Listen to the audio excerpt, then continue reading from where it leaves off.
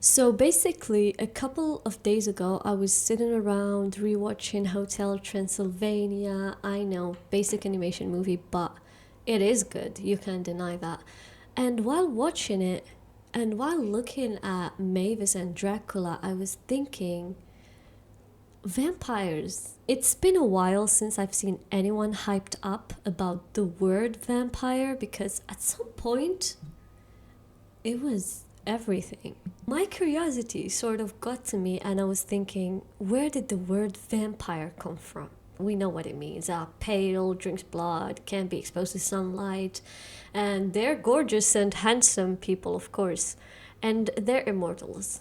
Okay, how did human beings start the legend of vampires? The word vampire itself has been added to the English dictionary only recently in 1730. So I was like, okay, how? How did it start? And today I'm going to be sharing with you some interesting vampire stories. So without any waste of time, bring your snacks and let's get into it.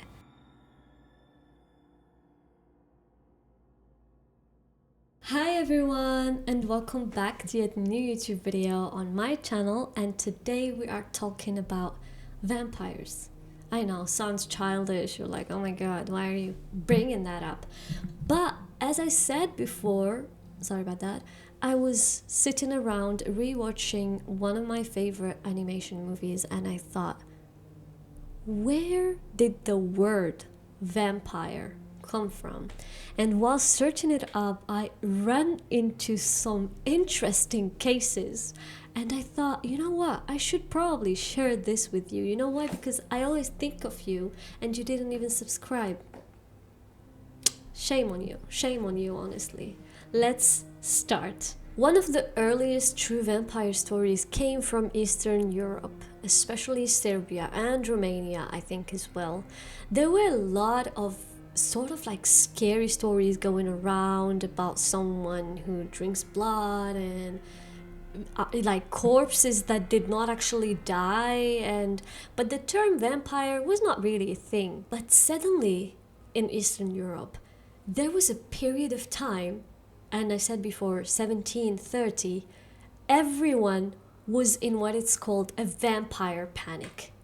Everyone was terrified and scared to the point that they would go to a graveyard if anyone dies, and they will cut the head of the corpse just to make sure that the person is actually dead.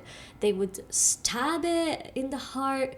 They would do terrifying things to those dead people just to make sure they wouldn't come back to life and become vampires and chase them. But wait.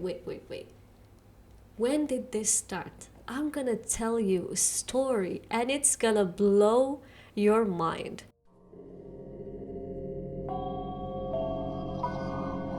This story takes place in Kisilova. It's a village of today's Serbia. It was the year 1725. A man named Peter Plogojowitz died. He was a villager, and he suddenly passed away, and he's been buried, and everything was all right. I mean, looks fine, sounds like everybody's gonna die, right? But only 8 days after his death, the strangest things has been happening in the village. 9 people died suddenly, one after another, and they all claimed that Peter visited them the night before, and he literally choked the life out of them. All 9 people said the same thing. And there is also another strange thing about this. Peter's wife literally ran away from the village after his death, claiming that he came back home after he's been buried, and he asked for his shoes.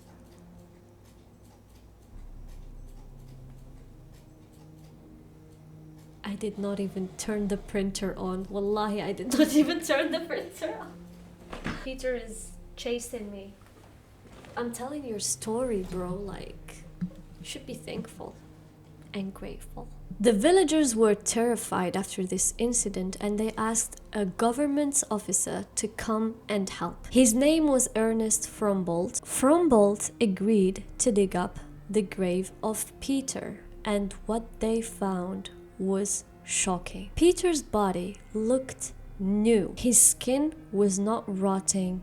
His nails were still growing out, and there was a flash of blood in his mouth. They drove a wooden stake into his heart and blood poured out. Some people say that Peter groaned the moment the stake went into his heart, but that is not confirmed. And after that, they burnt his body. This is where stake stabbing in the heart came from. And also, this was the first time a name was put on the creatures who actually suck blood and do not die and stuff like that.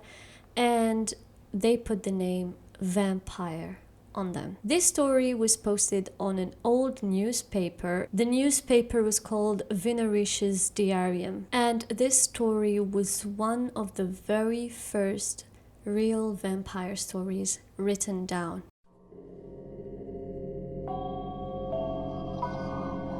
One year later, in Medveđa, another small village in Serbia, the people once again lived in fear. A man named Arnold Paole. He was a soldier who just returned home. And Arnold told his people that while he was fighting in Greece, a vampire attacked him. Arnold did a ritual in order to protect himself, which was eating dirt from the vampire's grave and also covering himself in the vampire's blood. It was supposed to break the curse, but Arnold died 1 week later after falling off a wagon. Well, you might think, okay, a soldier came back and he told his people he saw a vampire and they believed him, and then he died. Of course they're gonna be scared. This is such a boring story. The story did not begin yet, because after his death, the villagers saw him wandering around, and after a lot of villagers claimed that Arnold did attack them and try to strangle them while they were sleeping, they decided to dig up his grave. The story says that they found him looking fresh and also had blood around his mouth, just like Peter. So they staked and burned his body. But even after doing that, more people died. So Austrian army sent doctors and officials to investigate. One of them was named Johann Flackinger. They checked many graves and they found 17 bodies that had been buried for a long while, fresh looking. And they had to burn them all. The full report, called Visum et Reperture, which means seen and found, became very famous at the time because it was not just a story, it was a report by doctors and the army claiming that vampires are real. Now, let's be for real. Do you think these stories are real? Do you think vampires exist? Because nowadays, with advanced technology, I think it's obvious that we know that human bodies can still look fresh after dying, especially if they're still like in a cold environment. And when our skin starts to shrink, it's obvious that the hair and maybe the nails are gonna look longer. And about the blood that they said they saw on their mouths, I don't know. I think there was like there is something missing. Maybe there was a prankster at the time. Honestly, I'm not here to deny or agree with any of these stories. I'm just here to have fun. I enjoyed these stories and I thought you might enjoy them too. What was interesting to me is that both stories of Peter and Arnold are not just stories that villagers said or some sort of like a legend. They're literally written in government papers, which was like crazy. But tell me, people did quite a lot of burning back then. I'm interested in making like a video about witches and how did that start? How did they start burning women alive for no reason? At least like in the vampire stories, they burn and stab them after they're dead. They burn and stab the corpse, believing that, oh, it's real and it's coming after us every single night. But you never know, honestly. I just wanted to have fun, and I hope you had fun with me as well. If there are any subjects you want me to talk about, please feel free to leave a comment below and tell me, because I'm still trying to find out what type of content I'm good at. And subscribe as well, because we're trying to hit 100 million subscribers by the end of this week, and nobody's helping me out. Nobody. Sorry about that. I sort of like tried to do back. Oh my god, my camera's dying. Oh, wait, I take the mic away.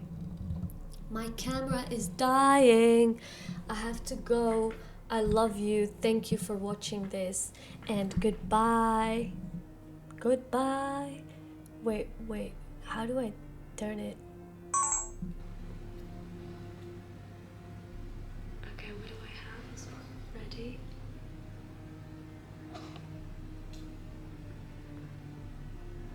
Nobody's gonna notice this.